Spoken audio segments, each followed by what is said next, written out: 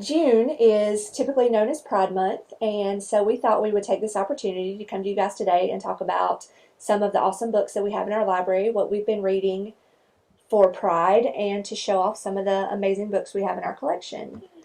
So, Emily, what was your favorite book that you read this month? That would be Leia on the Offbeat by Becky Albertelli. It has a bisexual character, it has loads of humor, and it's super duper relatable. And why does that sound familiar? Would I know Leia from something else?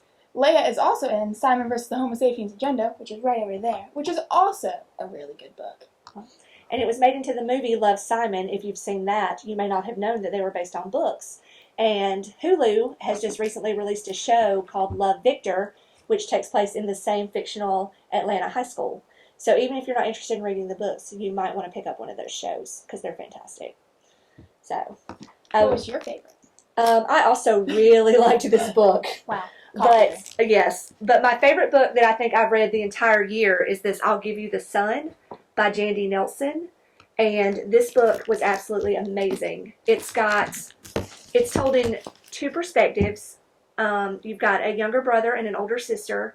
One story is told in the past and one is in the present, and when the two collide, you will not believe what happens.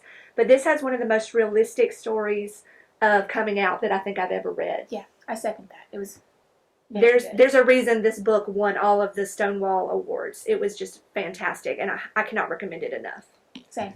So I read that a couple years ago, and it blew me away. I think it was a one-sitting type of book. Like, I sat down, I started reading it, and I just kept reading it. So yeah, I recommend that one as well. Yeah, make sure you carve out some time because you'll be up with it all night. All right, what else we got?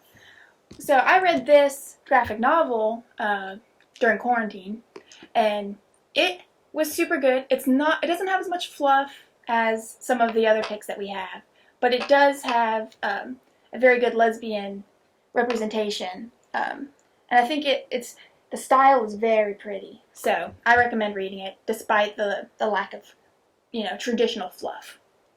All right, and I see we've got another Becky Albertelli book here. Yes, What If It's Us also has Adam Silvera as a co-author. They both write two different characters, and this book is just fluff, and it's so wonderful. There's no drama about coming out. They both have supportive families, so it's all just about their relationship. And I think it's super nice representation. Okay.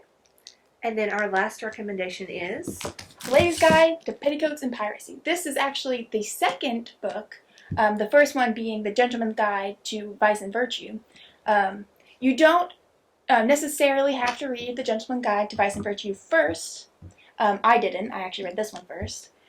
It was very good. It has a nice adventure and very interesting characters. Also, it has an asexual character, which I don't think we see enough in YA fiction, or really YA nonfiction either. So I think it was a very good read, and the adventure is so compelling.